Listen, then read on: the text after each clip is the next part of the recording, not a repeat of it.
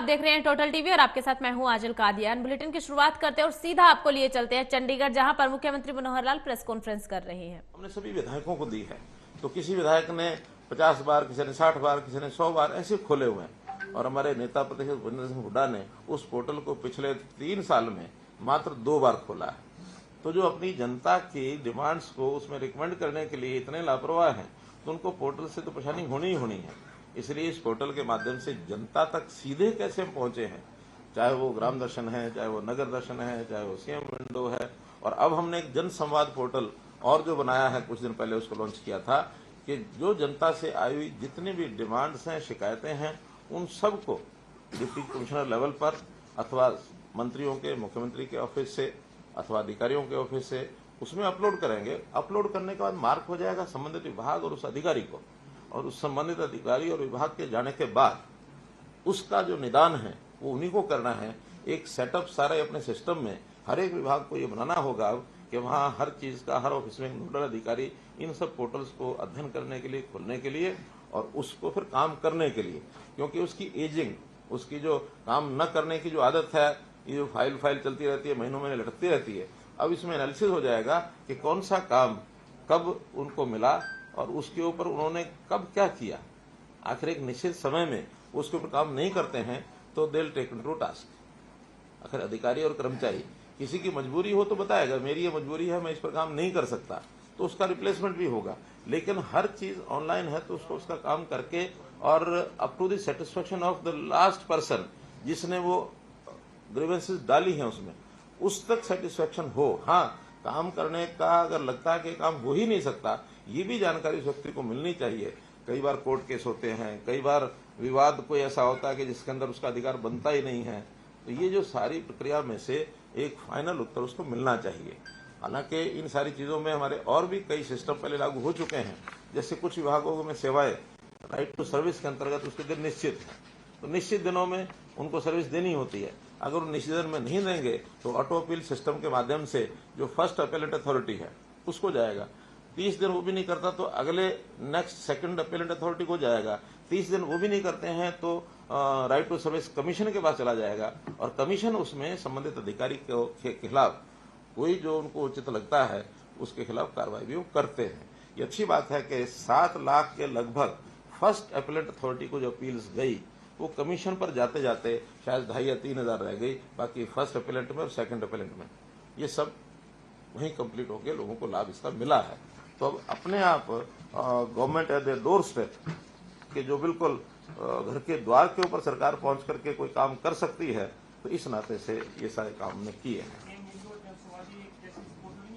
थोड़ा अंतर है, नहीं अंतर ओवरलैपिंग नहीं, प्लेटफॉर्म एक ही होगा, काम उसी प्रकार होंगे। लेकिन सीएम विंडो पर तो आदमी किसी भी जगह पर जाकर के अपनी शिकायत जाके दे सकता है, अपलोड कर सकता है। लेकिन ये जन संवाद वाली, ये किसी यानी मुख्यमंत्री के पास आते हैं, मंत्री के पास आते हैं या डीसी के ऑफिस में पहुंचते हैं, जो प्रत्यक्ष अपनी एप्लीकेशन वहां शिकायत के रूप में देते हैं, तो वहां से वो अपलोड होगी। आखिर में जाकर के डिपार्टमेंट में जो पहुंचेंगी तो चाहे उधर से आए चाहे इधर से आए, एक ही जगह पहुंचेगी, एक ही प्रकार का सोल्यूशन, उसका मॉड्यूल ये बनाया गया है।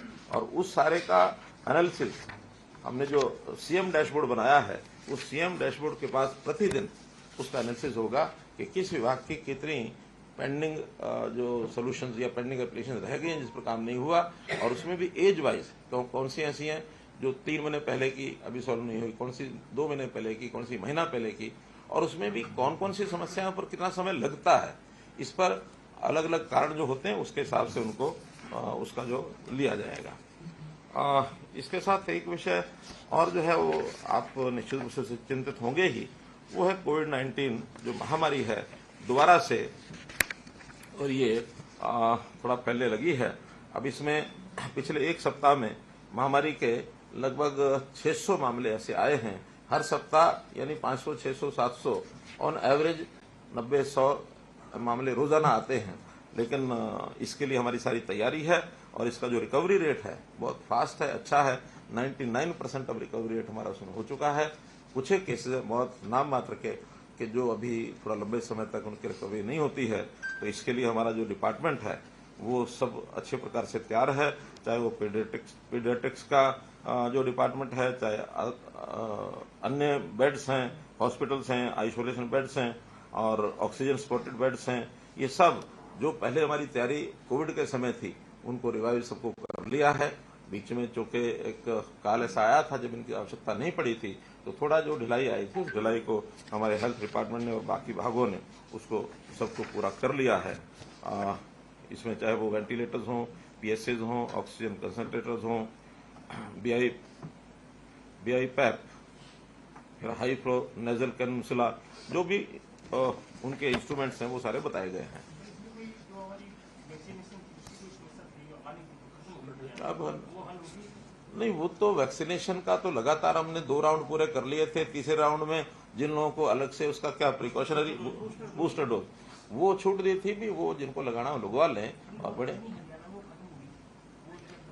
चलिए हेल्थ के डिपार्टमेंट से जरा, है ना, तो वो देखेंगे।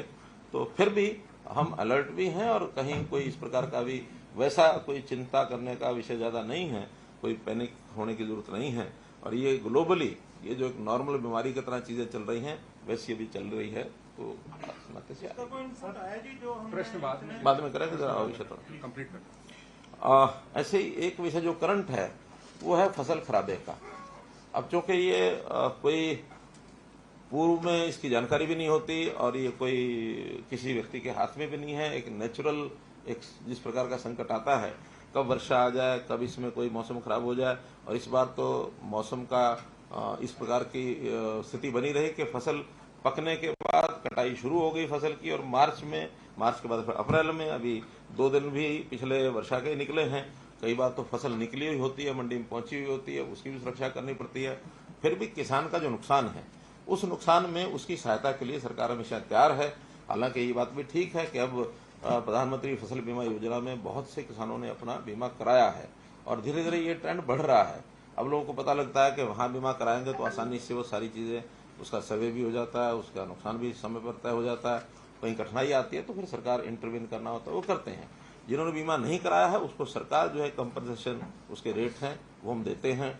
अब चूंकि देरी से हुआ है तो इसमें असेसमेंट में थोड़ी कठिनाई आई है, फिर भी स्पेशल गिरदावरी का काम उसको हमने 30 अप्रैल तक 30 अप्रैल तक का टाइम दिया है कि उसका सारी की गिरदावरी, क्योंकि गिरदावरी 30 अप्रैल तक फसल तो कट चुकी है, लेकिन उसमें सैंपल बेसिस लेकर के और उसका एनालिसिस करना और वो एनालिसिस करके कितना खराबा हुआ है तो 30 अप्रैल तक असेसमेंट पूरी करके तब तक फसलें काफी मंडी में भी आ चुकी होंगी, तो मंडी की प्रोक्योरमेंट के हिसाब से भी उसको एक तुलनात्मक अध्ययन किया जाएगा।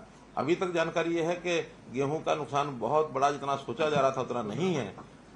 10%, 15%, 20%, मोटे तौर पर काफी जिलों में इतना ही है। 25% तक तो कंपनसेशन जो है वो किसान को ही हम कहते हैं वो अपना उसमें यानी क्लेम की अपेक्षा न करे। 25% से ऊपर होता है तो फिर क्लेम उसको दिया जाता है।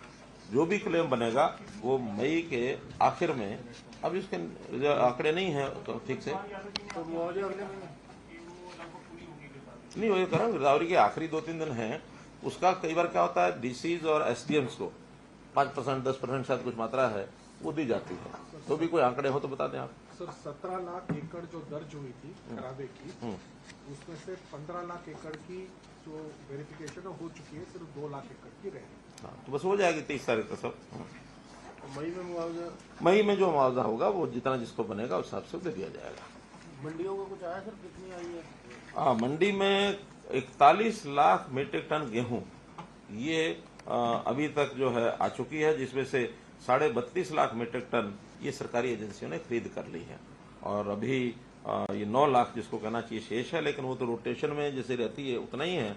मंडी का उठान की एक समस्या थी, वो हमने डीसीज को लिख दिया है कि जहां कहीं समस्या ठेकेदारों से आ रही है वहां वो अपने हाथ में लेकर के, और जो भी कोई अलग प्रबंध जैसे पहले भी करते रहे हैं, आड़तियों से बात करके, और आड़तियों के अगर ट्रक होते हैं तो उनके लेंगे, और बाहर से भी लेना है तो उनके सिक्योरिटी ले करके और उनको ट्रकों को उसी रेट पर जो रेट जो है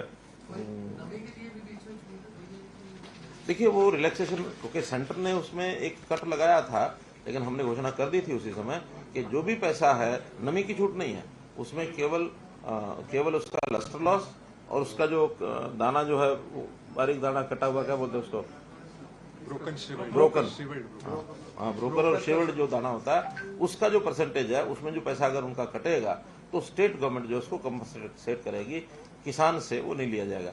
लेकिन नमी में छूट देना संभव इसलिए नहीं है, नमी की छूट दें तो फिर गीला अगर खरीदा गया और वो पैक हो गया, उसकी प्राइस लग गई तो फिर उसको कोई संभालता नहीं और फिर अंदर किसान के लिए राहत रहती थी ना जी कि नमी की छूट लेके जो सरकारी तौर पर सुखाया ही जाता था उसको। क्या होता है कि इसकी शिकायतें बहुत आती हैं। हम यही कहते हैं कि आप क्योंकि नहीं अपने आप भी वो करके लाए और नहीं है तो वहां जब धूप निकलती है उसको सुखाएंगे, सुखा करके नमी। धान में जरूर है, धान का कोई शेलर जो है वो लेके जाते हैं, शेलर्स में बहुत बड़े ग्राउंड उनके पास होते हैं, वो फिर सुखाते हैं, सुखा करके फिर उसका साथ साथ चावल निकालते हैं। धान जो है इतने लंबे समय तक स्टॉकिंग भी नहीं होती, ये स्टैकिंग जो है गेहूं की होती है, कभी कभी तो 2-2 साल 3-3 साल नहीं उठ पाता है। हालांकि अभी ये जो लस्टर लॉस वाला या ब्रोकन श्रिवल्ड ये है, ये प्रायोरिटी पर पहले यानी लिफो सिस्टम से उठाया जाएगा, बाकी नॉर्मली फिफो सिस्टम से उठाते हैं, फर्स्ट इन फर्स्ट आउट। ये LIFO last in first out, ताकि दाना बाद में ज्यादा खराब ना हो, तो अब लास्ट वाला ही सबसे पहले उठाया जाएगा, तो इसलिए उसका ध्यान रखा जाता है।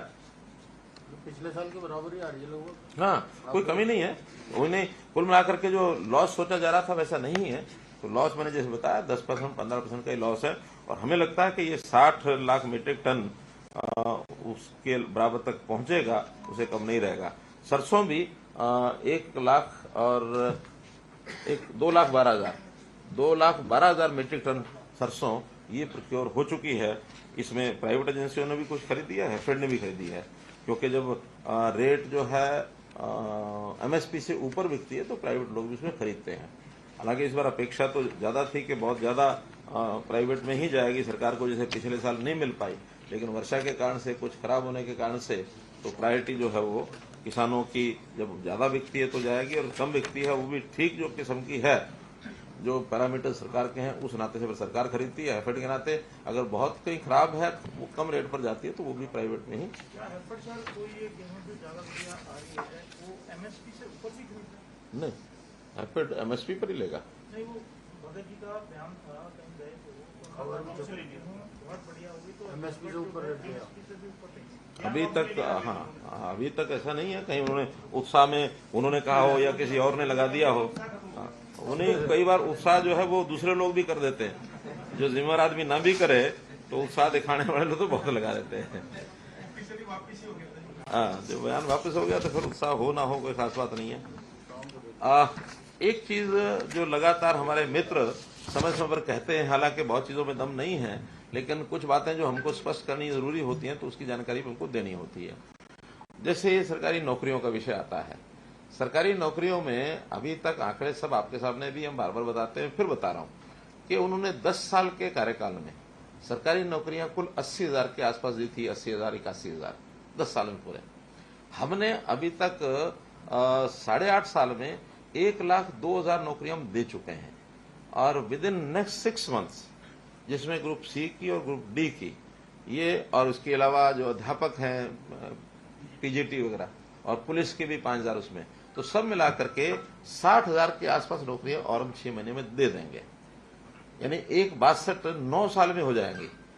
इनकी 80 जो है वो 10 साल की हैं, तो डबल संख्या हमारे 9 साल में हो जाएगी। 10वां साल जब शुरू होगा उसका जो अलग से आवश्यकता होगी वो हम करेंगे। तो एक आंकड़ा ही आपको मैं इसको अभी मैं कह नहीं सकता, क्योंकि लास्ट ईयर में कितनी रिक्वेशन आती है वो तो डिपार्टमेंट्स के ऊपर निर्भर करता है कितनी वो देते हैं। हाँ, लेकिन एचकेआरएम की सब जोड़ लेंगे तो ये 2 लाख से ऊपर हो जाएगी, क्योंकि एचकेआरएम की भर्ती को हम उस प्रकार की भर्ती नहीं मानते। वो आवश्यकता के हिसाब से जितने समय की डिमांड होती है उतने समय के लिए ही उनको लगाया जाता है। और एक चीज और जो आपके सामने उल्लेख करूंगा कि इस पेंशन के नाते से, जो सामाजिक सुरक्षा पेंशन है जिसके बारे में ये कहते हैं इतनी कट गई, ये हो गया वो हो गया, अब ये पेंशन की संख्या भी 2014 में ये संख्या थी जब वो छोड़ करके गए थे 21.82 लाख, 21,82,000, और अभी जो है 30,78,000 है। यानी 9 लाख लोग एक प्रकार का ये माने कि 45% उसमें वृद्धि हुई है। इतनी संख्या ज्यादा बढ़ी, चलो संख्या भी बढ़ गई, फिर जहां तक इसका जो टोटल एक्सपेंसेस है उनके समय में ये टोटल एक्सपेंस साल का होता था 2618 करोड़, महीने का 218 करोड़ था, तो साल का 2618 करोड़। और हमारा अब जो है 2618 करोड़ की जगह सालाना 10,157 करोड़ होता है, यानी 8,500 करोड़ ज्यादा उनके सारे फिगर से रफली 4 टाइम्स, 4 गुना ज्यादा हम जो है समाज में पेंशन के नाम से पैसा दे रहे हैं। और अगर ये एक साल का अंतर देखा जाए तो ये 8.5 करोड़ 7.5 करोड़ बैठता है, तो 7,500 करोड़, तो 7,500 करोड़ जो दुनिया भर की वो सारी बातें करते हैं, हमने ये कर दिया, वो कर दिया, ये कर दिया, वो कर दिया, उनके जितने बड़े बड़े प्रोजेक्ट्स हैं उन कई प्रोजेक्ट से ज्यादा हर साल 7,500 करोड़ रुपए ज्यादा जा रहा है। कैटेगरी भी बढ़ाई है, कैटेगरी भी बढ़ाई है, राशि भी बढ़ाई है। उस समय तो 1,000 रुपए छोड़ के गए थे। अगर 2002-03 में तो शायद 600 करोड़ कितनी 600 रुपया थी, कितनी थी 300 रुपया, 300 नहीं जब 4-5 में ये लोग आए थे 300 थी, 300 से 9,000 300 से सीधी 1,000, दो बार क्या हाँ तो 600, हाँ 300 से 600 रही होगी। मानो जो इनके स्टार्टिंग में 2004 में 600 थी, जो आज इस समय 2,750 है। तो उस नाते से कितना जनता को सोशल पेंशन के नाते से लाभ मिल रहा है हरियाणा में, इसका कभी भी वो चर्चा करेंगे भी नहीं। करेंगे तो उनका हिसाब किताब गड़बड़ा जाएगा। तो मैं तो हमेशा कहता हूं कि जैसे वो लोन की बात करते हैं, इसकी करते हैं, उसकी करते हैं, उनको हिसाब किताब वास्तव में आता नहीं है, हिसाब किताब सिखाना पड़ता है। वो तो वही है 2-2 5 होते हैं, इस प्रकार से चलने का उनका अभ्यास होता है। तो हम 6,000 करोड़ कह रहे हैं सर, आज तो उसी पे अड़े हुए नहीं है। मैं अपनी ठीक बात जो होती है उसी को कहता हूँ, अड़ने का विषय थोड़ी है। हाथ कंगन को आरसी क्या, हाथ कंगन को आरसी क्या, पढ़े लिखे को फारसी क्या, हम सब पढ़े लिखे हैं।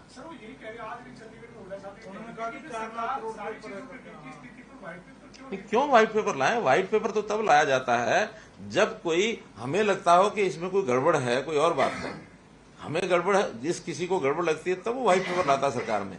हमारे पास हम उनके समय हम व्हाइट पेपर लाए थे 2015 में, उसको आप पढ़ के देखेंगे तो उनके जो सारे क्लेम थे उसमें कितने विपरीत बातें निकली थी, आज भी लिखित है, आज भी वो रिकॉर्ड पर है। आप रिकॉर्ड पर लाएंगे तो व्हाइट पेपर तब लाया जाता है जब किसी की बात को लगता हो कि उसकी गलत सिद्ध करनी, हमारी गलत है ही नहीं है, तो हमको अपनी बात को गलत सिद्ध करने का कोई कारण भी नहीं है। जो हम कहते हैं वही है, यही हमारा व्हाइट पेपर है। हमारा बजट का जो डॉक्यूमेंट है वो हमारा व्हाइट पेपर है, अलग नहीं है कोई।